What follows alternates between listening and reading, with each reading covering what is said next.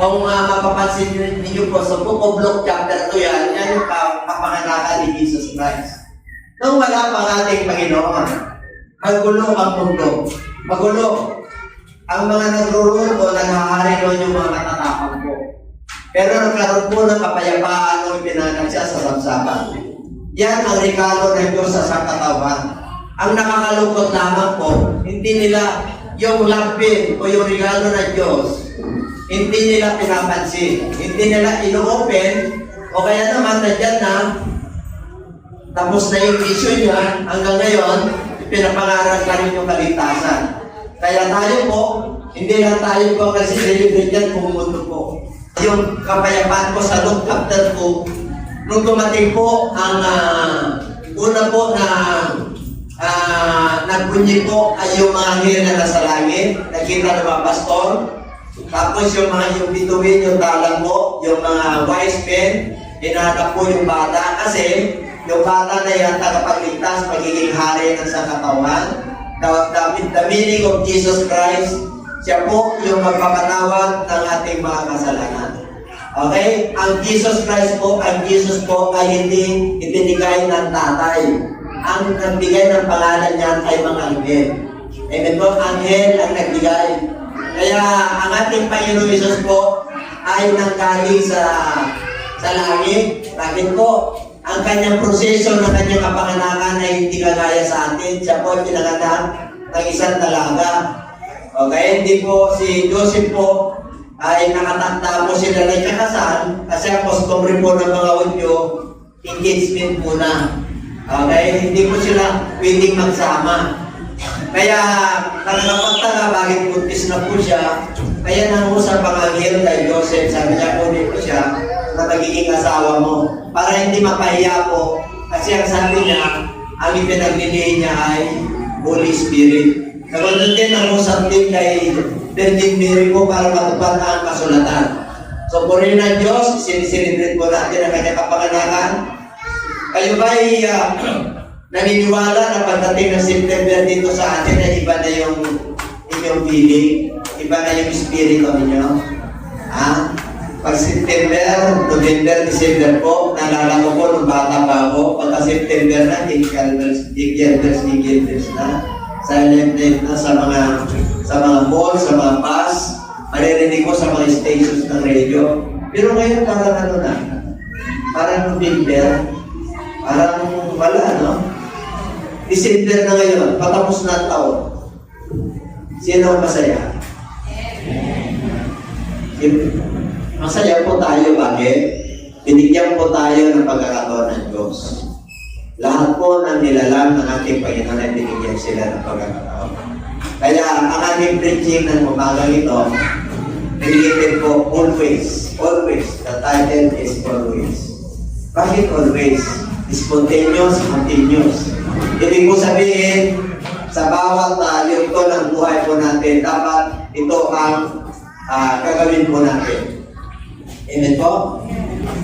Tingnan po natin sa Bible yung always. 1 Thessalonians chapter 5. 1 Thessalonians chapter 5. Bakit kinakailangan at inatasan tayo na mag-rejoice lagi? Rejoice always. Sa ibang version, rejoice evermore. The book of Philippians, rejoice and again I say, rejoice. Pwede ka bang magsaya at magalak kahit na may karamdaman ka?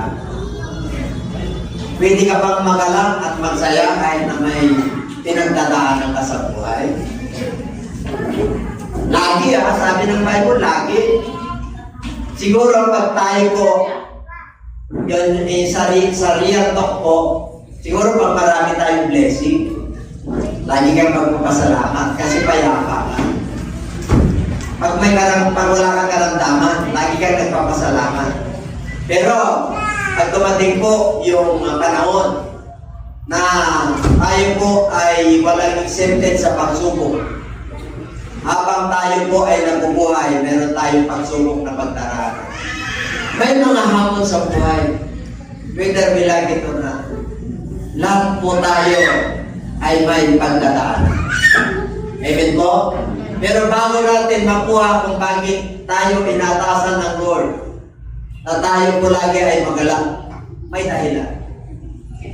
May dahilan.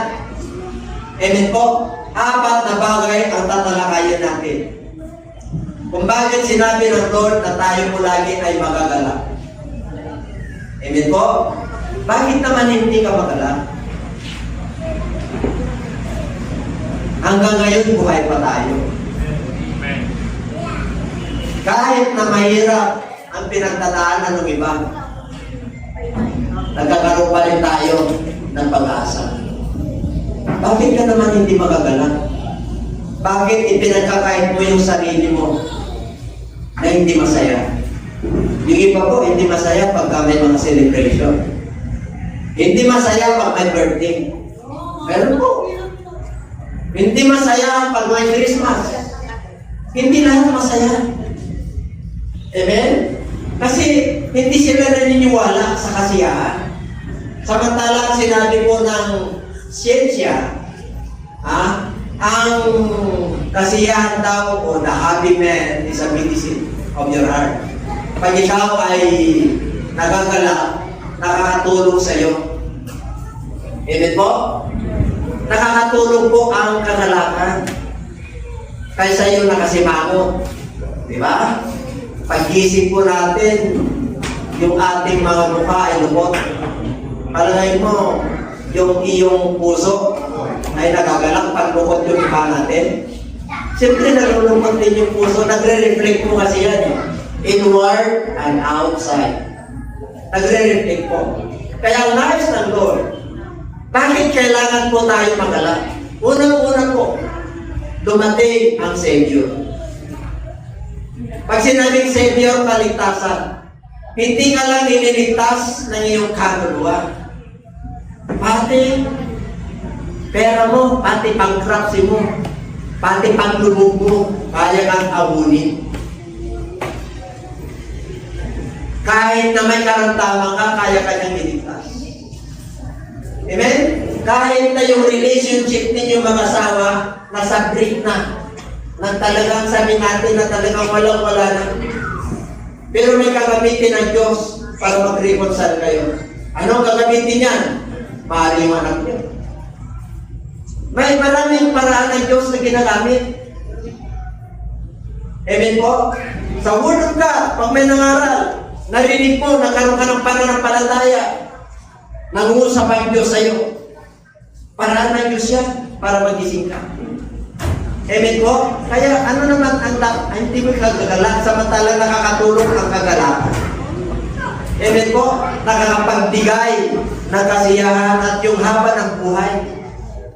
Kaya sabi ng Lord, always, rejoice always. Rejoice evermore. As long as you live, you must rejoice. Amen po? Kahit ba, Bishop, na ako'y may karamdaman? Yes, of course. Kahit na hindi ko na kaya itaas yung aking kamay dahil ang hirap itaas dahil may pizza ang aking kili-kili. Di ba? Di ba? Hindi mo magagawa yun. Mayroon yung number 4 ang pinakamatindi para magawa mo natin yan. Kasi number 1 pa lang tayo.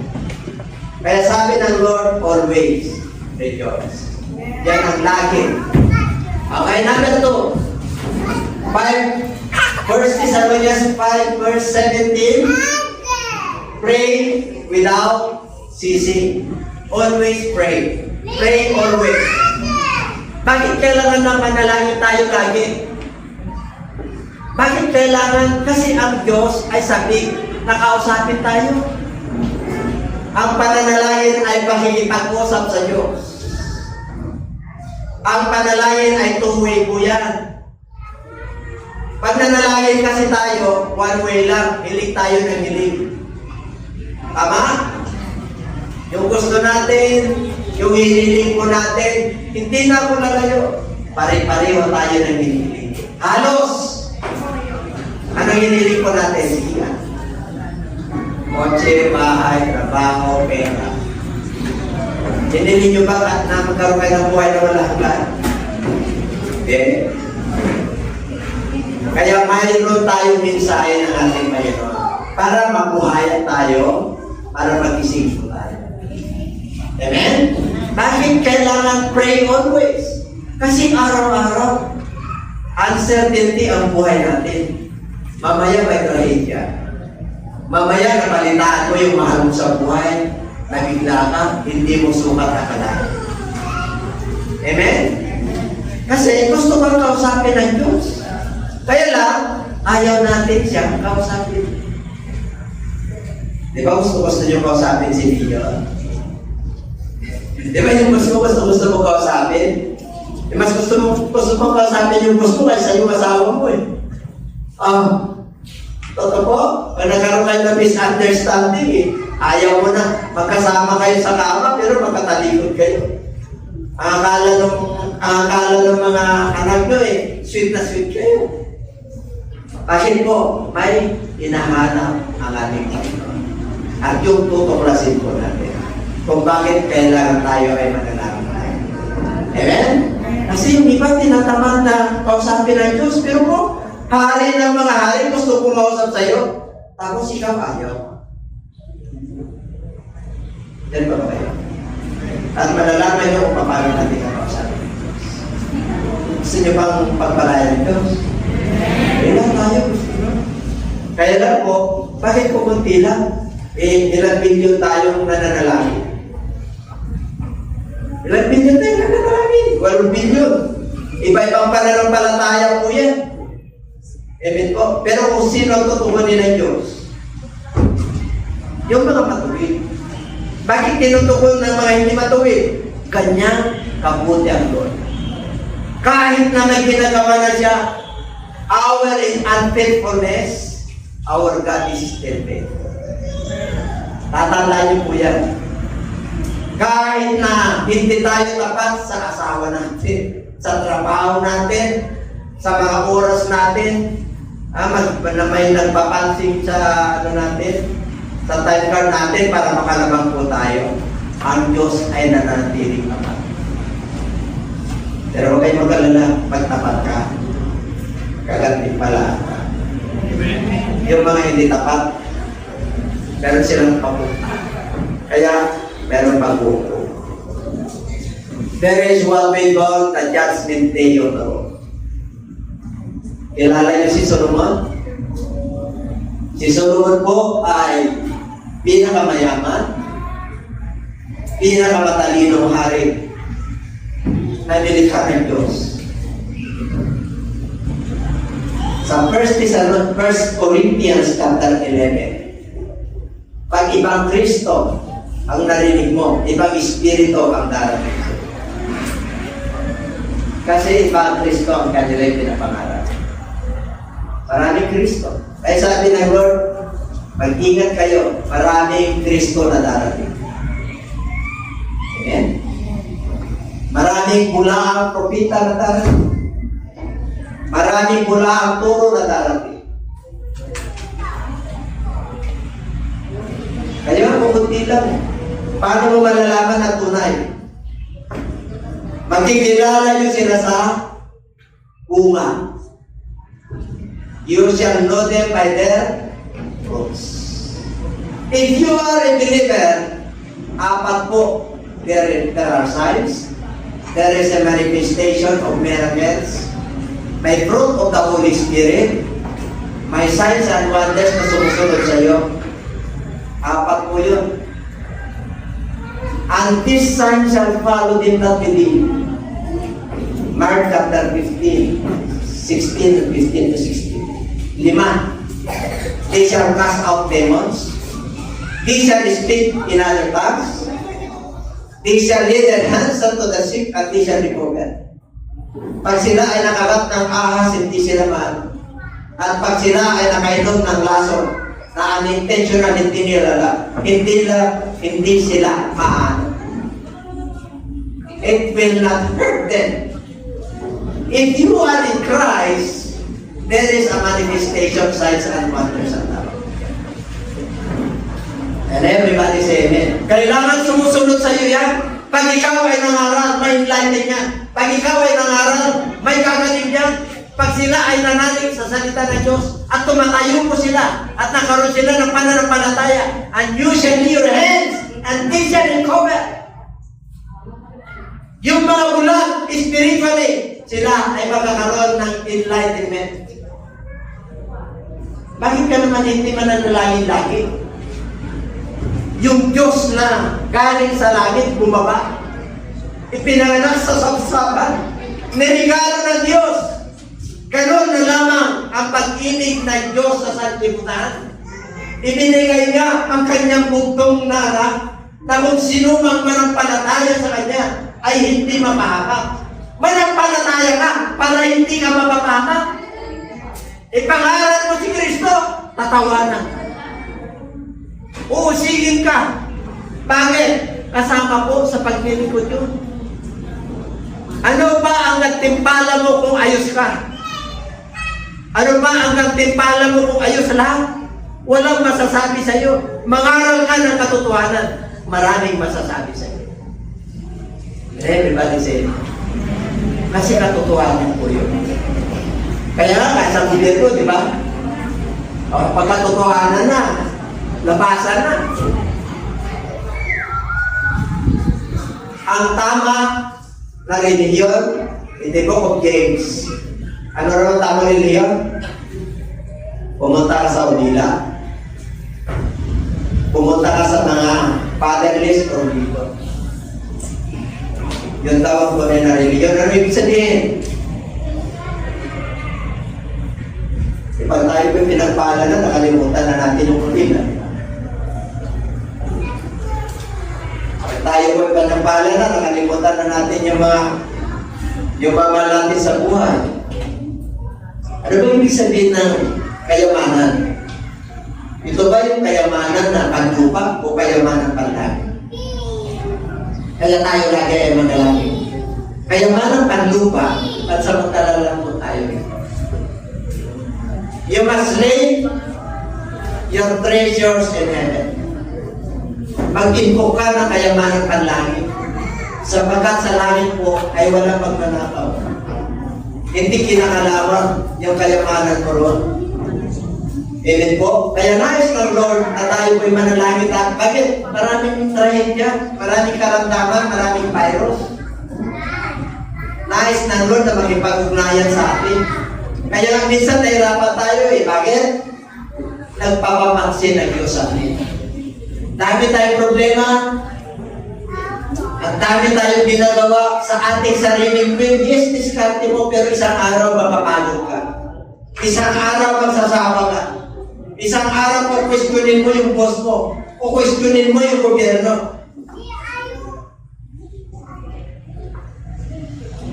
Bakit hindi ka magtanong sa Diyos? Bakit yung buhay ko nagkagano? Pray without ceasing. Amen? Pasapin mo yung Diyos. Lord! Ayaw mo na! Help me, Lord! Have mercy on me, O God! Ayaw mo na itong buhay na to. Ayaw mo na itong sakit na to. Confused ako, Lord! Hindi ko maraman kung ano itong nararamdaman ko. Itong sarili ko, kalaban ko. Ugali mo, kalaban ko. Bukod sa kalabin ko, yung mga kaibigan ko na ayaw sa akin, ayaw mo rin sa kanila. Pray. Rejoice always. Alam nyo, mamaya malalaman natin kung bakit kinakailangan. And everybody say, number 3. Palapan natin ang Lord. First Thessalonians 1, 16, 17, and 18. And everything, give thanks, for this is the will of God. Give thanks always. Bakit tayo may thanksgiving? Bakit? We must evaluate and we must assess ourselves. Kung ano ang nangyari sa atin ng 2024. We are looking forward for 2025. Dapat may self-evaluation ka. Ano na yung pamilya ko? Ano na yung hanap buhay ko? Ano na yung relationship namin mag-asawa? Ano na yung relationship namin sa pamilya? Sa mga anak ko? Sa mga kapatid ko? Sa mga relatives ko? In my ministry, anong relationship ko ngayon sa Lord? Amen? Hindi mo maayos yan. Magsawa ka sa pananalangin. Kasi wala ka nang mag-pray eh. Wala ka nang pagpapasalamat sa Diyos eh. Samantala sinabi niya, in everything, give thanks. For this is the will of God. Pagpasalamat tayo dahil ay hindi. Ha? Ito, napay tulutan lang dito tayo sa init eh. Thank you Lord. Papasalamat ako. Kahit na mainit, Panginoon. Amen po? Basta yung mensahe mo, tunay. Mangusap ka sa akin, Panginoon.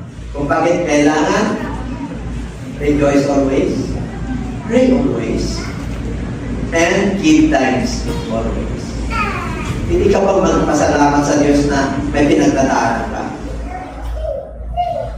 Pwede? Pero magsasawa ka. Yung sinabing spontaneous na always, ibig sabihin habang nabubuhay ka kahit isang araw lang, Lord, salamat po sa pagkain. Salamat po sa buhay ng malanggan. May sakit ako, may karamdaman ako, Panginoon. Wala akong pambayad. Wala nang malasakit. Wala nang pundo ng bilhin, Panginoon. Meron akong heartbroken. Heartbroken. Bakit? Ang daming problema, sumasakit yung kanyang dibdib. Wala naman siyang sakit sa puso. Nagkakaroon lang siya ng stress kasi hindi nakakatulog. Pag may stress ka pa, kailangan magpasalamat ka sa Diyos. In everything, give thanks. Bakit? Siya po ang magbibigay ng kapayapaan sa iyo kasi. Panginoon, na-stress ako. Pero wala nang pupuntahan. Wala akong pang ano sa psychiatrist. Wala akong pang-consulta. Panginoon, ikaw na lang. Everybody say, our greatest healer, the God that healed us, He is our Jehovah Rapha. He is the greatest healer. If you trust Him, God will heal you. Kahit na anong karamdaman mayroon ka, sabi ng doktor, wala ka ng pag-asa. May stage 1 ka, stage 2. Hindi palagi pa yan. Pero ang Diyos, nananatiling Diyos. God created you in His own image, the image of man. The image of God. Imahin tayo, kanarawan tayo ng Diyos.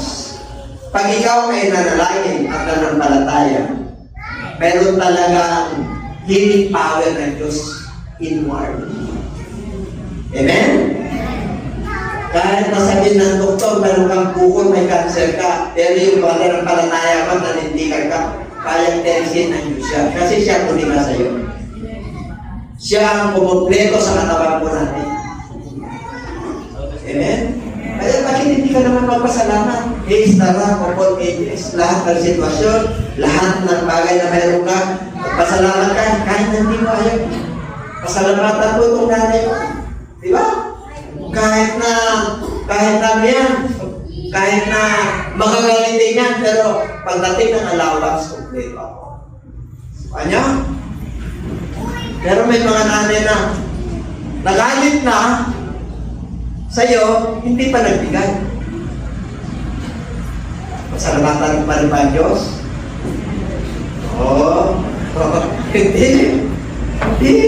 Hindi mo kaya pasalamatan ng Diyos. Pero itong number ko, ito ang sekreto para mapasalamatan ng lagi ang ating Panginoon. Nagkasayaan ng angin sa langit nung pinanganak siya.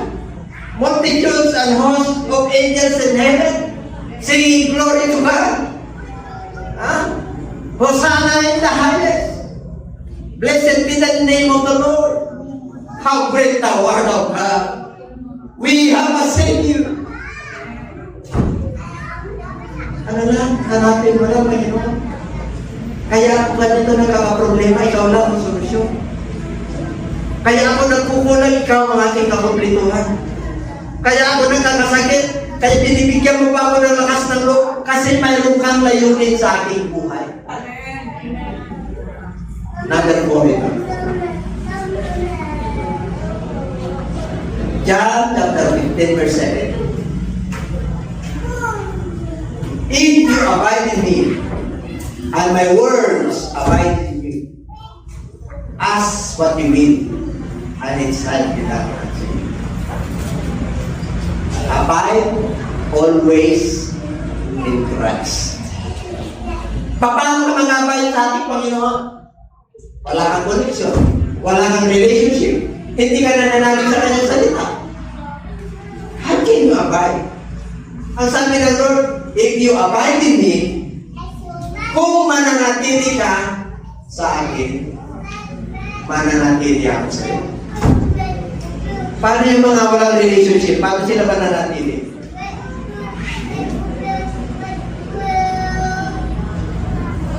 Yung mga hindi nananalig kay Kristo, paano sila mananatili? Hindi makapag-request yan. Paano yung complain yan?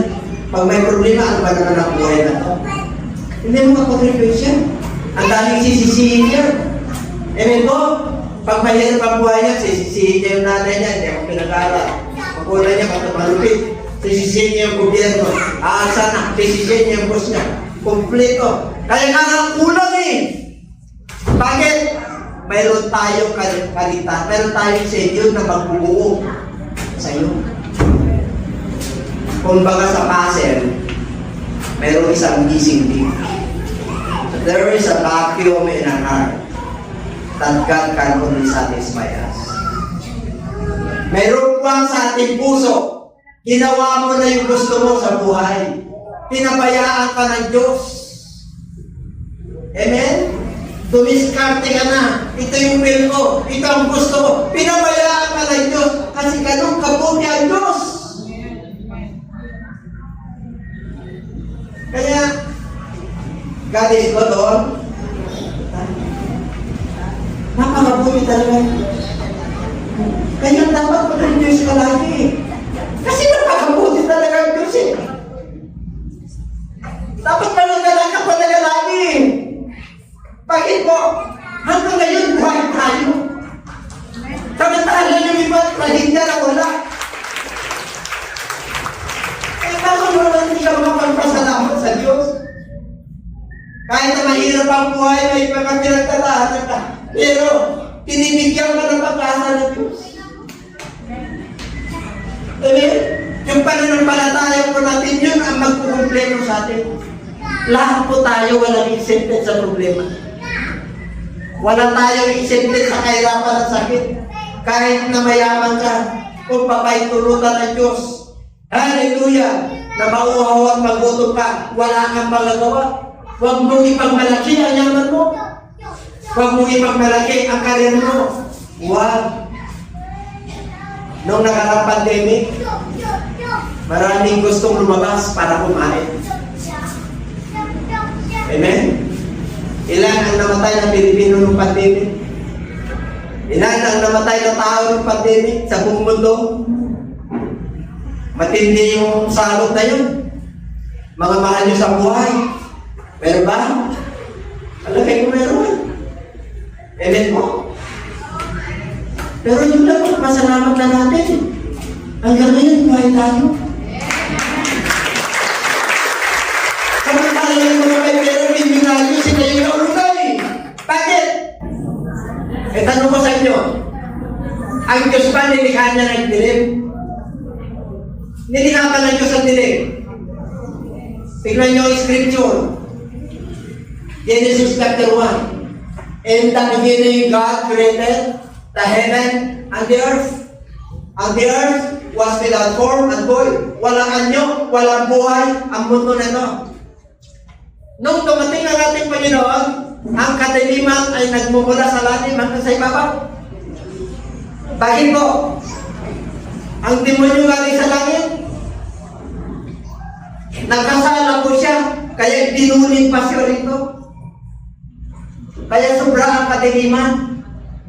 Kaya sabi niya sa verse 2, and when the Spirit of the Lord moved on the face of the water, and God said, let there be light. At sinabi ng Diyos, magkaroon ng liwanag. And God saw that the light it was good. Ano na mabuti? Yung liwanag. And He divided the light from the darkness. And He called the light day, and He called the darkness night. Hindi niya sinabi na magkaroon ng dilim. Sinabi niya let there be light, and there was light. And when God saw that the light that it was good, alam niya na yung kadiliman, si Satanas yun. Kaya hiniwalay niya. Kaya kahit na may dilim, panalo ka pa rin pag nakailod ka. Kaya kaya mo mag-rejoice. Kaya mo magpasalamat. Hallelujah! May pag-asa ka! Ganun, yung Diyos natin pinag-rejoice. Thank you, Lord. Parang ano nito ba, pag-rejoice always? Right? Grabe, kausapin mo ba naman ng Diyos? Panginoon, yung asawa ko, talagang kultura na nila, mula pagkabaangkan na nila, na talagang sila ay lasinggo, naging mananampalataya ka. Di ba? Pinili ka ng Diyos na mag-ilaw sa kanila. May posible ba sa Diyos? Isang araw makita nila, sige ka. Bakit? Friend, bakit minsan hindi ka na uminom? Siyempre, niliwanagan na ako ni Kristo. Wala na ako sa kapilihan. Amen? Yung iba, ayaw na kay Lord kasi bawal daw uminom. Sino sabi sa'yo na bawal uminom? Ha? Bawal uminom? Magtubig? Bawal mo uminom ng soft drink. Di ba bawal ang soft drink?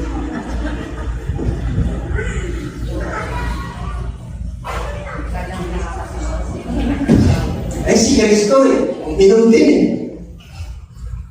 Nag-isama rin sa mga kasalanan. Referend, wala ka na kalaman sa salita ng Diyos. Amen po?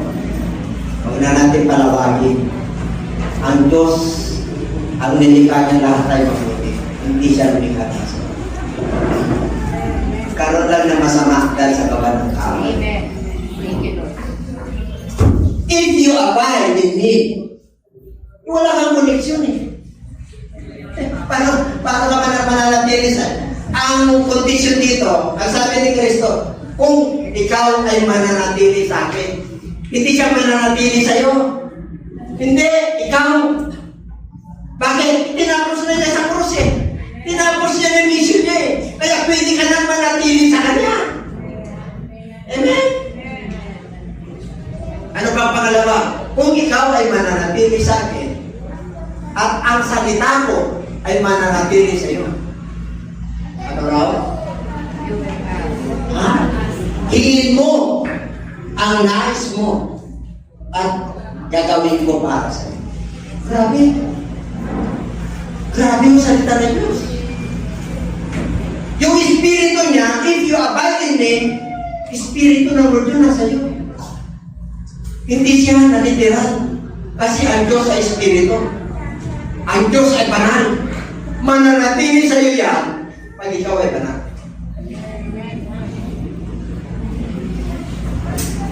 Sino banal dito? Parang hindi kaya. Sa atin ang Lord eh, yung aking kukunin ay yung malinis, walang kapintasan, walang ulubog, banal, ganap, kompleto. Kaya nga tayo nananalig eh. Bakit? Habang tayo ay sumusunod, nagiging banal ka sa ating Panginoon. Yung mga nag-stop na, banal pa ba yun? Hindi na. Kaya lang sumusunod ka eh. Bakit? Kaya nga nag-pray always ka eh. Bakit po? Maraming hamon sa buhay. Maraming darating na problema. Panginoon, tulungan mo ako. Panginoon, kausapin mo ako. Ano gagawin ko? Kasi yung asawa ko ayaw na magipag-usap sa akin. Kasi nagkamali ako, naka-one night stand ako. Diyan pa ba kayo?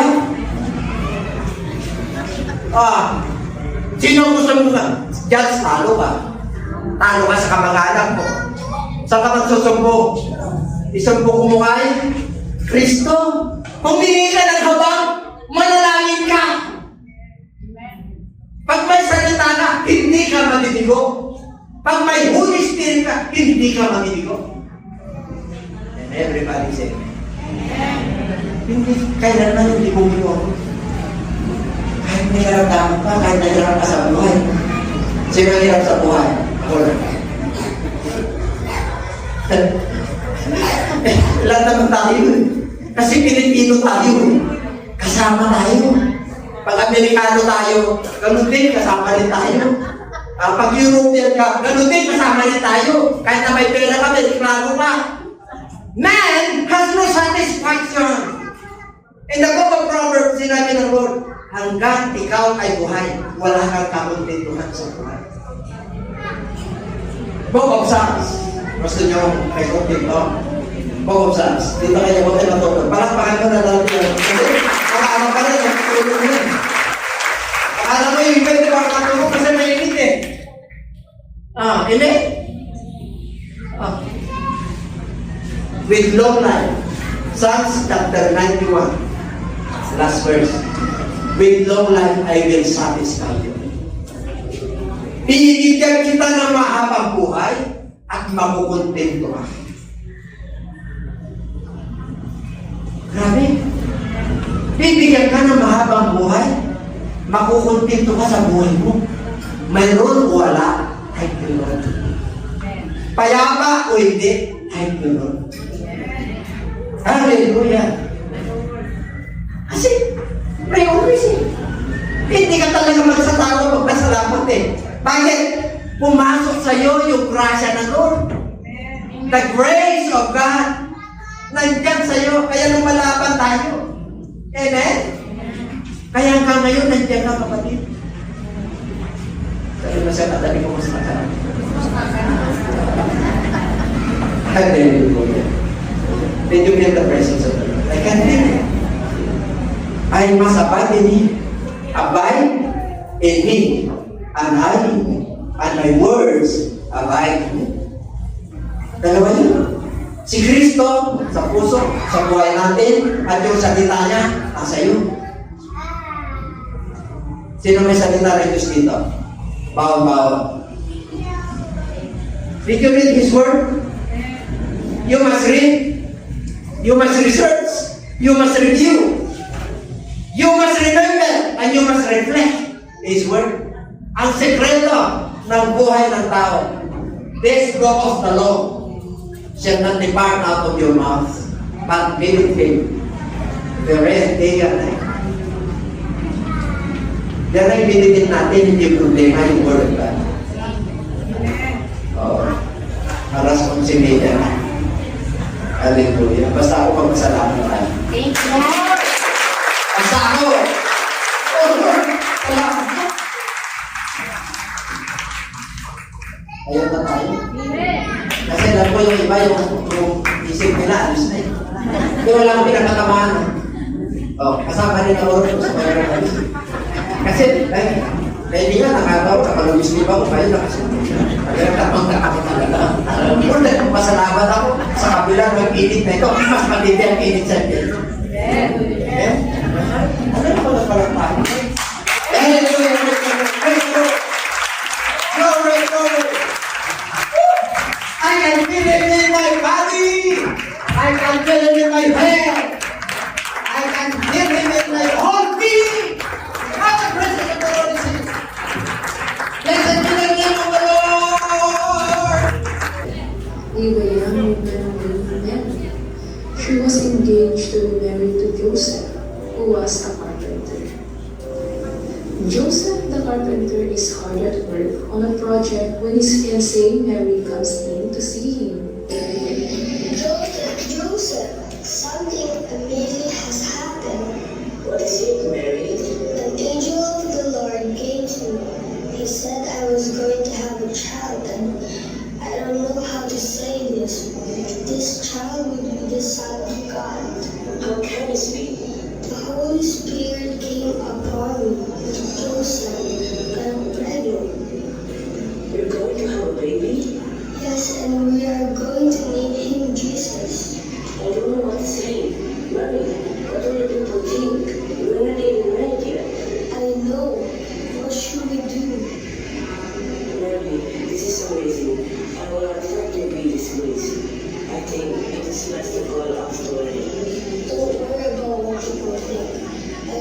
love you. However, we sleep on it and make it a decision tomorrow. Okay, I'll see you tomorrow.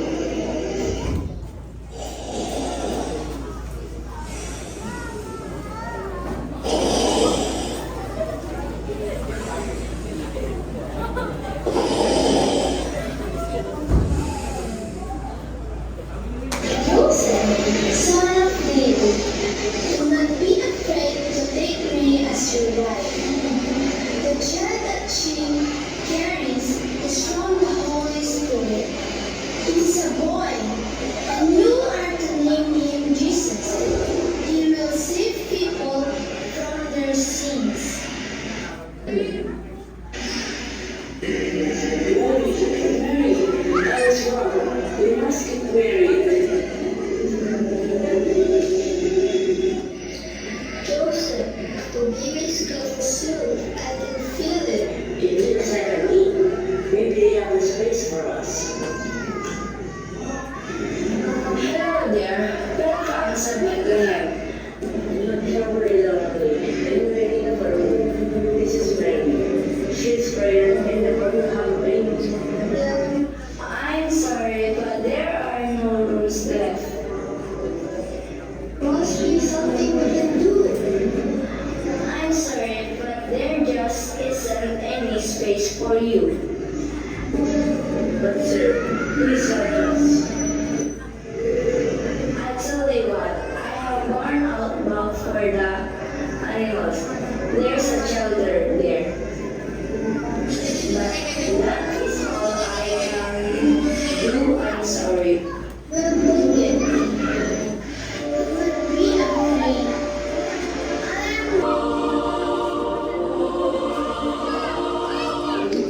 They said we will find a baby lying in a manger. Yes, there was no room for us in the inn. The angel said, "The boy is the Savior. He is the Messiah and our Lord." Thank you for coming. I will declare this word in my heart. Come and see the baby before you go.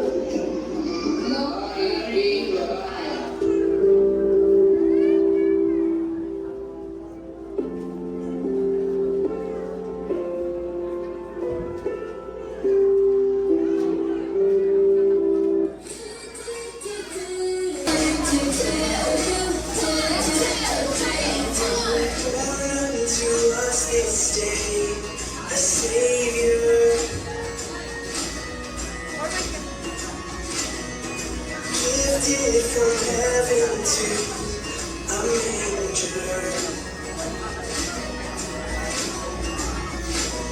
The hope of the world alive for all mankind. All of the earth rejoice, it's Christmas time.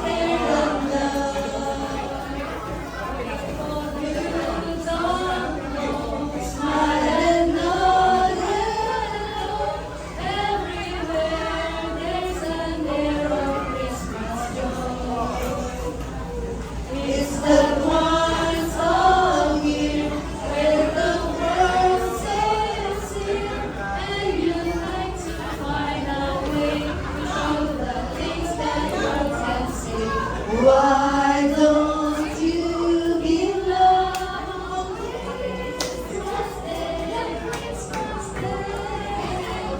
Even the man who was everything would be so happy if you would bring give love on Christmas Day, Christmas Day. No greater gift is better than love. Yes, the world needs your love. Why don't you give love on Christmas Day?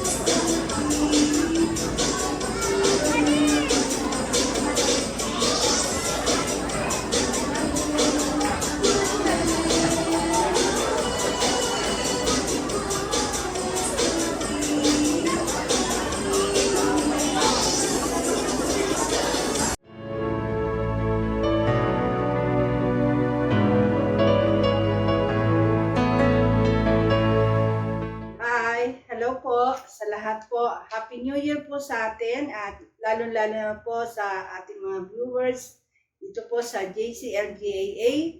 Maligayang bagong taon po sa inyo. Naway patuloy po tayong pagpalain ng ating Panginoon. Salamat po sa Diyos at patuloy po niya tayong binibigyan ng buhay, kalakasan upang tayo patuloy na magpuri at magpasalamat sa ating Diyos na buhay. At sa araw pong ito, mga kapatid, sa lahat po ng mga sumusubaybay dito po sa ating programa, malaya niyo pong tanggapin ang ating Panginoon bilang tagapagligtas.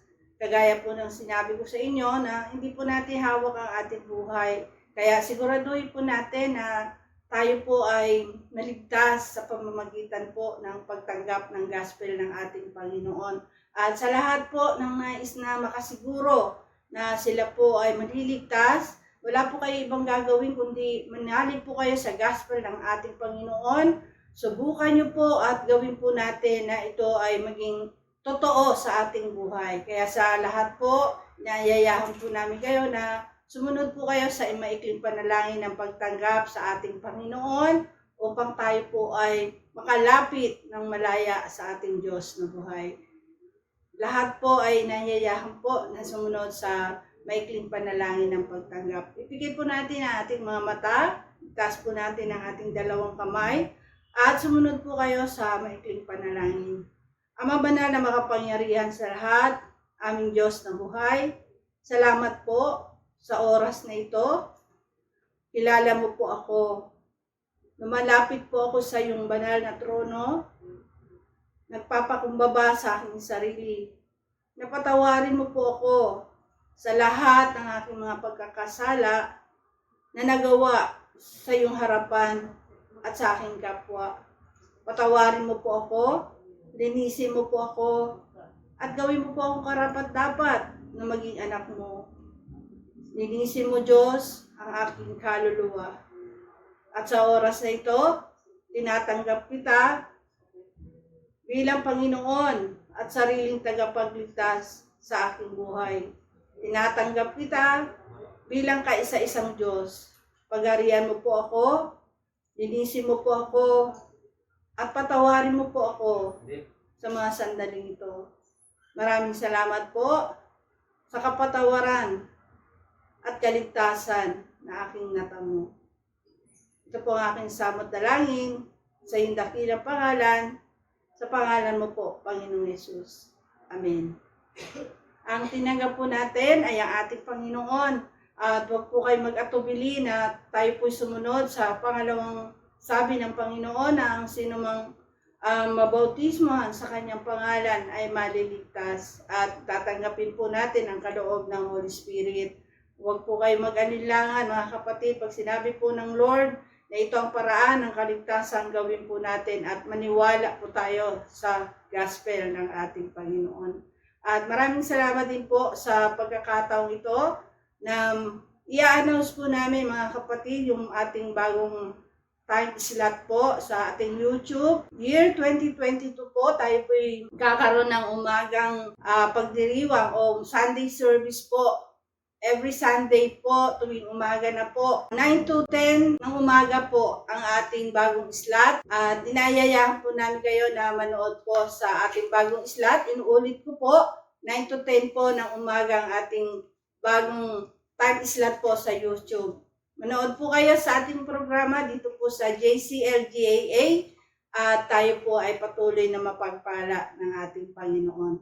Maraming salamat din po sa lahat po ng ating mga kapatiran at sa lahat po ng ating mga viewers na walang sawang sumusuporta sa gawain ng Panginoon. Pagpalain po kayo ng ating Panginoon. Salamat po at tayo po ay sama-samang manalangin sa Panginoon na ang taon na ito, year 2022, iba yung pag-asa, iba yung kasipagan, iba yung pagbangon mga kapatid, at iba yung kalakasan at buhay ang ibibigay sa atin ng Panginoon.